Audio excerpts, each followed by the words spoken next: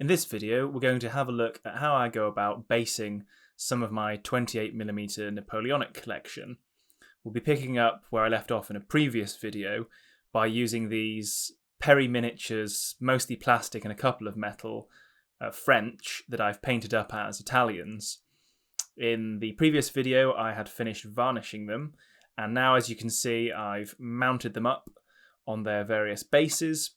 I went through the painstaking process of arranging them, spacing them, choosing the poses, etc. So now that that has dried, they're all ready to have the various stages of the basing process applied to them. I have a variety of materials I use to base these miniatures, some of which I've been using for some time, as will probably be evident from the visuals, but we'll have a look.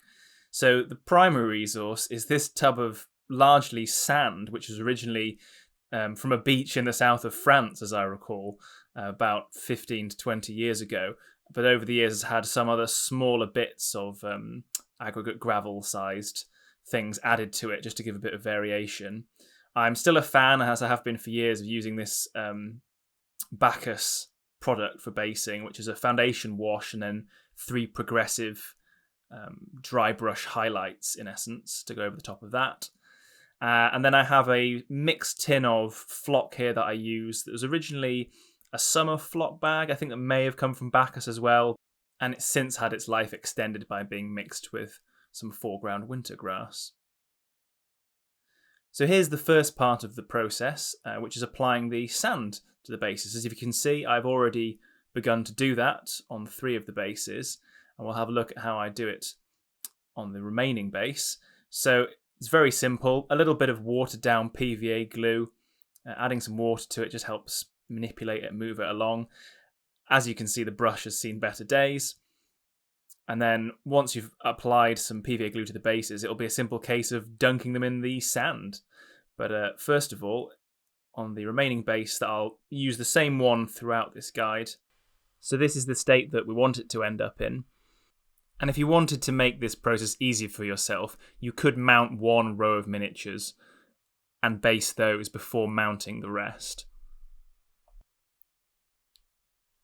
So fairly straightforward. Just get some of that watered down PVA glue and start applying it to the base with your brush. I'm a little bit careful here when using the PVA glue that I don't get it on the miniature. I do have a smaller brush to get between the feet with as well.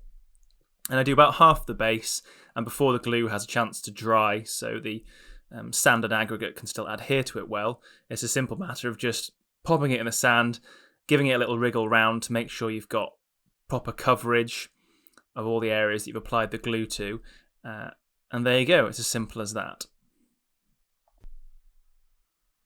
And here you can see I've applied glue to the second half of the base, so that now I can go ahead and apply some sand to that. Same as before, give it a nice scoop, wriggle it around, make sure it's covered the base. If you wanted to, as I will show later with the flock, I sometimes leave it with the excess sat on it, so it settles into the glue and makes sure you've got decent coverage. But it's not necessarily required, and I've just tapped off the excess there, and now I can just let it settle and dry. And there's the whole unit with that process completed. I've gone back and tapped off the excess into the tub, and also just cleaned up the edges of the bases where some bits of sand may have stuck to it.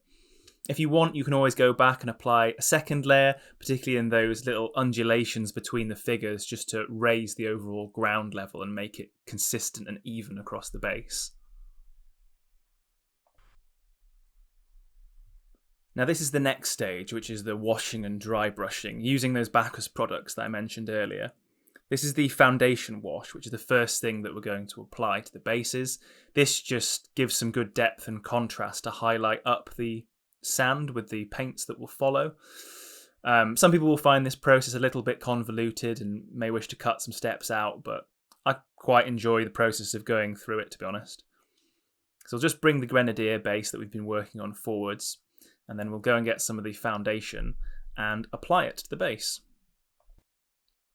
Same as before, we're just going to get the brush and then apply this wash all the way around the feet of the figures. Again, be a little bit careful that you don't get any of the wash onto the miniatures themselves if you don't want to, although the odd little speckle here and there's not necessarily going to harm the overall look, just make them look a bit weathered. What I will say is this particular wash does need to periodically be shaken up again because it can become a little bit dilute as the particles in it settle to the bottom of the jar. So just continue applying that wash all the way around the figures, and then we'll reach this state, which is completed, and you just need to let it dry for a little bit of time after this. It's got quite a nice depth and coverage to it. However, if you try and then paint over it too soon, what you'll find is, because it hasn't dried, it'll pull the sand away as you try and paint over it. So this is the next step, which is dry brushing on the triad of highlight colours to the sand now that the foundation wash has dried, starting with this darkish yellowy sort of colour. As you can see, I've gone ahead and applied it already to the 3 other bases, and then we're just going to apply it to the grenadier base that we've been working on. This one can be applied fairly liberally. It doesn't have to be dry brushed on too lightly because it is the base colour and want to get a decent amount of coverage on the sand. And then this is all of the bases with that colour applied. I won't show you the mid-tone. I'll come back when I'm applying the top highlight. But you can see here it's just created a nice depth to the base and broken up that dark colour that we had before.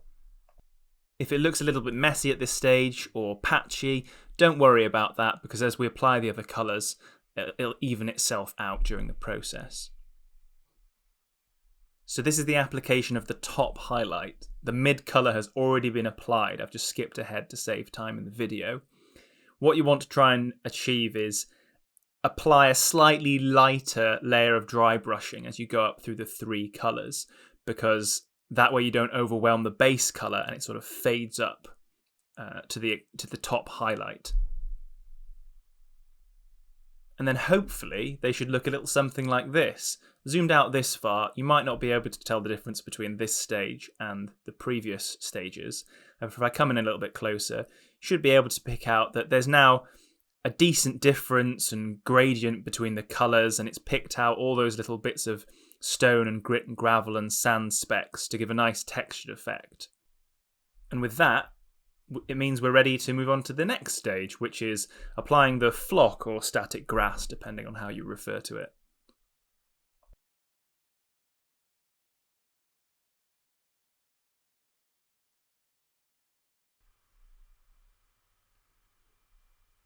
So this is the figures ready to have the static grass applied.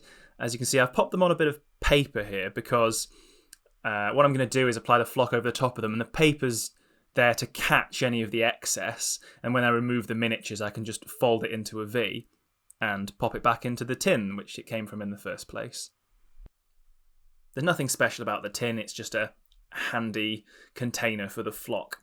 Before we apply any, however, we're going to need to go back to our friend, the watered down PVA glue. And this time you want to apply it around the base. It's a bit tight in between the legs of these miniatures. I do try and leave some gaps that can be filled in by other clumps and tufts later, so you don't have to cover every inch of all that work you've done with the sand already in glue. And again, also you want to try and avoid getting any of the glue on the miniatures, otherwise you're going to end up with static grass adhered all the way up their legs or onto patches of their elbows and in places that you don't want it. You can see it's a little bit tight in between the ranks of miniatures, again because I chose to base them all, which you don't have to before doing this.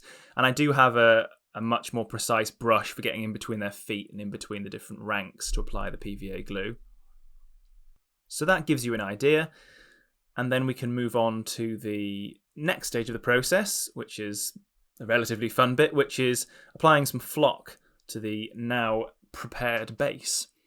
So I'm just going to go and put them in the middle of the paper, ready to catch the flock, and then apply the flock. Just all over the base. I've just gone ahead and just thrown most of it down there. I'm usually a little bit neater than this when I do it, but for the purposes of getting on with the video, you can see I've just attached some. I'll just tap off some of the excess. What I do at this stage is not shake off all of the excess, just allow it to settle into the glue, and that glue then to catch as much of the grass as possible. Otherwise you can end up with quite a thin coverage and it's quite difficult to go back afterwards and apply a second layer in my experience. Anyway, at this stage, I would suggest putting them slightly to one side to let them dry. I tend to then move on and do the other bases, and by the time I finish the last one, the first one, as you can sort of see here, is ready to have the excess removed from it. But as I say, just try and be a little bit patient at this stage so you don't end up with that thin coverage of the static grass at the end of the process. And with that, that's all of the stages complete, bar one, which is adding the tufts. Probably my favourite bit of the process. It just helps make the bases pop. And I haven't bored you with a video of me applying each of them individually, because you'd really have to sit and watch me agonise over the placement of every different type of tuft, flower, and whatever else it is that I applied to the bases. But it really does make a difference just to think about what you're going to place and where before you glue it down, and try not to overdo it because it can clutter the base and become a bit busy. I've certainly been guilty of that in the past, becoming a bit overzealous in what I've applied, but you'll find a good balance as you become more experienced with using the materials. Anyway, I hope you've enjoyed this video and look forward to more of them in the future. Thanks for watching. See you next time.